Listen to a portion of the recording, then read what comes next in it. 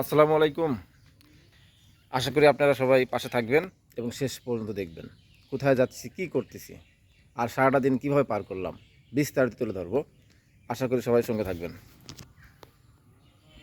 ভিডিওতে খুব সুন্দর সুন্দর মজা আছে এবং খুব সুন্দর সুন্দর দৃশ্য আছে। সকলে পাশে থাকবেন। আল্লাহর উদ্দেশ্যে রওনা হলাম বিসমিল্লাহ বলে, আল্লাহ ভরসা। এটাই হচ্ছে আমাদের প্রাণের গ্রাম অভিরামপুর। এটা অভিরামপুরের কেন্দ্রস্থল, জাতীয় ঈদগাহ মাঠ বলা যায় অভিরামপুরের। এটাই চার মাথা, এখানে আমরা সকল সময় পার করি। এটাই আমাদের বাজার এবং খুব ভালো একটা জায়গা, স্মৃতিময় জায়গা। এই যে আমাদের অভিরামপুর কেন্দ্রীয় ঈদগাহ মাঠ, এখানে আমরা সময় পার করি। আর পাশেই আছে আমাদের প্রাইমারি স্কুল, প্রাথমিক বিদ্যালয়, যে স্কুলে আমরা ছোটোবেলা থেকে লেখাপড়া করেছি। অভিরামপুর সরকারি প্রাথমিক বিদ্যালয় এইটা, যেটা আমাদের কাছে অনেক অনেক স্মৃতিময়, কারণ এখান থেকেই আমরা শিক্ষা অর্জন করতে পেরেছি। এরপরে আমরা এখান থেকে রওনা দিলাম। কোথায় যাচ্ছি? অনেক দূর দূরান্তে হয়তো আজ রওনা দিতে যাচ্ছি আমরা। তো ইতিমধ্যে আমরা কথা বলতে বলতে করইতলা বাজারে চলে আসলাম। এই জায়গাটা খুব সিরিয়াস জায়গা। এখানে চারটি মাথা, মানে চারদিক রাস্তা চলে গেছে এবং মেইন রোড দেখতে পাচ্ছেন যে গরু গাড়ি গেল, এরকম দ্রুত গাড়ি যাওয়া আসা করে এখানে। তো এখানে আমরা এখন সোজা রওনা দিব। এই যে হাতের ডাইনে চলে গেল চাটমোহর এবং বামে পাবনার, সোজা চলে গেল ঈশ্বরদী রোড। তো আমরা এখন যাচ্ছি অনেক দূরে কোথাও, কোনো একটা বিশেষ উদ্দেশ্যে, কাউকে খোঁজার উদ্দেশ্যে আমরা যাচ্ছি। তো আশা করি আপনারা ধীরস্থিরভাবে সঙ্গে থাকবেন এবং দেখবেন। এই যে করইতলা পাশেই গোরস্থান, কয়েকটি গ্রাম মেলে এই গোরস্থানটি, এটা আমাদেরই গোরস্থান। অভিরামপুর, চাঁদভা, আটঘরিয়া, তারপরে আপনার সাপডাঙ্গা, রস্তমপুর, এরকম কিছু গ্রাম মিলেই এই সঞ্জয়পুর, এই চাঁদভা গোরস্থান।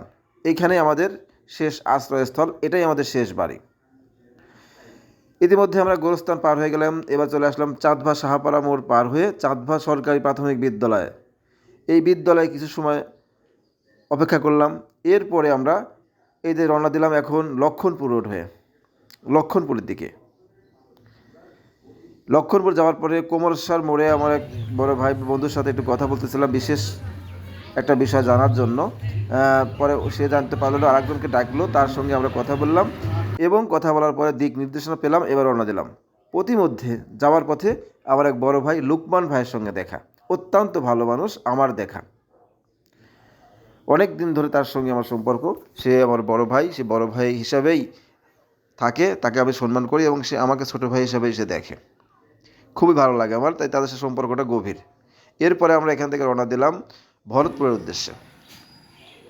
ভরতপুর যাওয়ার পথে লক্ষণপুর মোড় পার হয়ে গিয়ে এই ভদ্রলোকের সঙ্গে দেখা, ইনার কাছ থেকে আমরা অনেক দিক নির্দেশনা নিলাম। তারপরে যাওয়ার পথে আমরা লক্ষণপুর মসজিদ আছে পশ্চিম পাড়া, এই মসজিদের এখানে এসে দাঁড়ালাম। নামাজের টাইম হলো, নামাজের সময় আর কি। নামাজ শেষ করে এই মুরব্বির সঙ্গে কথা বললাম।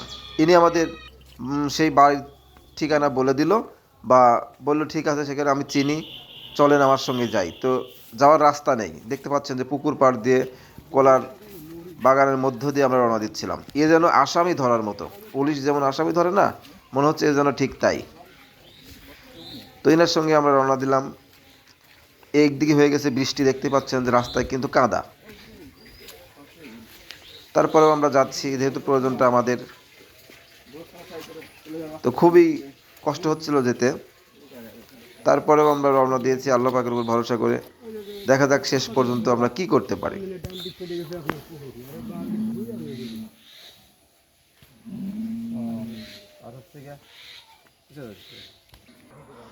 যাই হোক, আমরা সেখানে গেলাম, তাকে পেলাম না।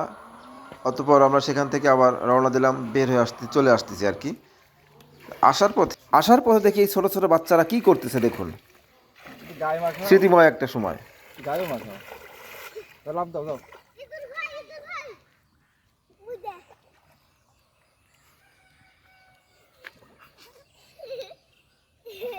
লাভ দাও, তুমি দেখি একটু। আরে লাভ দাও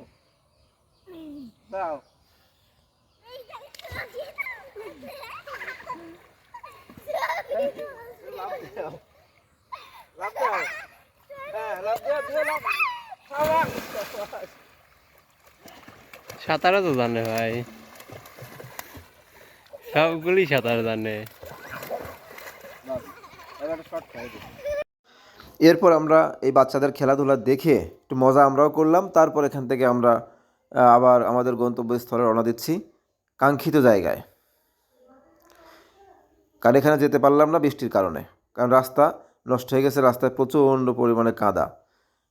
আর যাদের কাঁচা রাস্তা দেখতে পাচ্ছেন, কাঁচা রাস্তা কী অবস্থা বৃষ্টির দিনে, খুবই কাদাময়। তারপরে মোটরসাইকেল নিয়ে চলাচল খুবই কষ্টকর হয়ে দাঁড়িয়েছে। এই জন্য আমরা লক্ষণপুরের ভরতপুরের কাজ আপাতত সারতে পারলাম না। এখন আমরা রওনা দিচ্ছিলাম খিদিরপুর খিদিরপুরের উদ্দেশ্যে। প্রতিমধ্যে আমরা খিদিরপুর ডিগ্রি কলেজে কিছু সময় অপেক্ষা করলাম এবং ডিগ্রি কলেজে একটু কাজ ছিল, কাজ সারলাম। কাজ সারার পর দেখতে পাই এখানে প্রচণ্ড বৃষ্টির মধ্যে কিছু সময় আটকিয়েছিলাম। দেখতে পাচ্ছেন যে এখানে কিন্তু নদী হয়ে গেছে ডিগ্রি কলেজের ফিল্ড। এরপরে আমরা এখান থেকে রওনা দিলাম, এটা এই যে খিদিরপুর বাজার। খিদিরপুর বাজার হয়ে আমরা খিদিরপুর খিদিরপুর, তারপরে আপনার কালামনগর সহ আরও বিভিন্ন জায়গায় আমরা গেলাম। এখানে দেখি এক চাচা মাছ মারতেছেন ধর্মজাল দিয়ে। কিছু সময় মাছ মারা দেখলাম, চাচার সঙ্গে কিছু কথা বললাম, কিছু অভিজ্ঞতা অর্জন করলাম। মুরব্বীদের সাথে কথা বললে অনেক জ্ঞান হয়, অনেক কিছু শেখা যায়, কারণ তাদের বাস্তব জীবনের অভিজ্ঞতা থেকে। আমরা তো মুরব্বীদের সঙ্গে মিশি না, তাই অত জানতেও পারি না, বুঝতেও পারি না। এরপরে এই চাচার সঙ্গে কিছু কথা বললাম, একজনের ঠিকানা চাইলাম, সে বলতে পারলো না, তার বাড়ির সঙ্গে বাড়ি, কিন্তু সে হিংসা করেই কথাটা বললো না। বুঝতে পারলাম প্রত্যেক এলাকায় এরকম কিছু শয়তান থাকে, এরকম কিছু মানুষ থাকে, সে জানে কিন্তু বললো না, কারণ তার বাড়ির সঙ্গে কিন্তু সে বললো না। এরপর এই চাচাকে জিজ্ঞাসা করলাম, এই চাচা সুন্দরভাবে বলে দিলেন যে উনারই ভাইস্তে, যাকে আপনি জিজ্ঞাসা করলেন তারই ভাইয়ের ছেলে, অথচ সে কিন্তু বললো আমি তাকে চিনিই না, এই জন্যই বললাম সে শয়তান। এরপরে এই চাচার সাথে আমরা গুরুত্বপূর্ণ কিছু বিষয় নিয়ে আলোচনা করলাম, এটা তথ্য জানতে গিয়েছিলাম, জানলাম। এরপরে আরেকজন ব্যক্তির সঙ্গে পরিচয় হলো, পরে দেখি সে আমারই আত্মীয়। যাই হোক, তারপরে আমরা এখান থেকে রওনা দিলাম, চলে আসলাম সেই আপনার সরাবাড়ি বাজারে এসে হোস্টেলে খাওয়ার জন্য প্রবেশ করলাম। কিন্তু দুঃখের বিষয়, এই যে কপাল খারাপ হলে যা হয়, খাবারও শেষ হয়ে গেছে। বেলা বাজে এখন 3টা, আমাদের পেটে কিন্তু খাবারও নেই, ক্ষুধা লাগছে। এখানে খাবার সব শেষ হয়ে গেছে এই বিরিয়ানি হাউসে।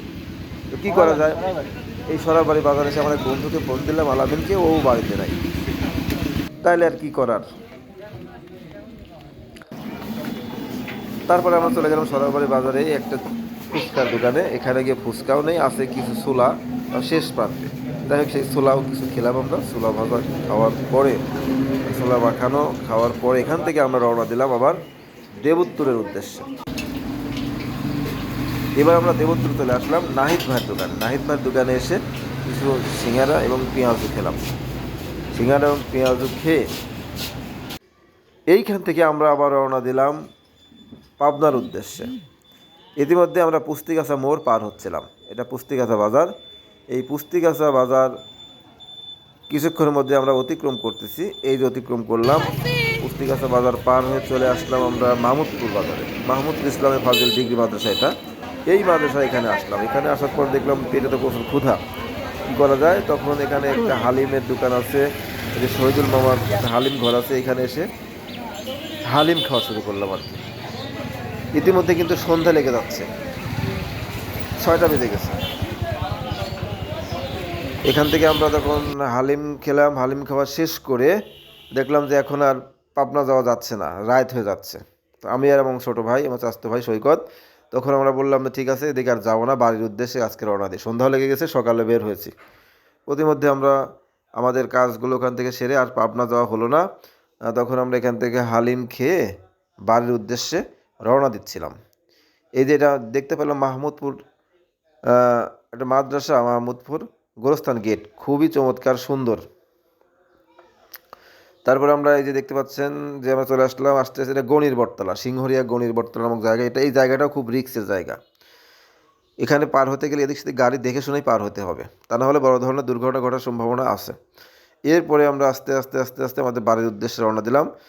অবশেষে আর কি আল্লাহ পাকের লাখো কোটি শুক্রিয়া যে শেষ পর্যন্ত বাড়িতে ভালোভাবে এসে পৌঁছে গেলাম।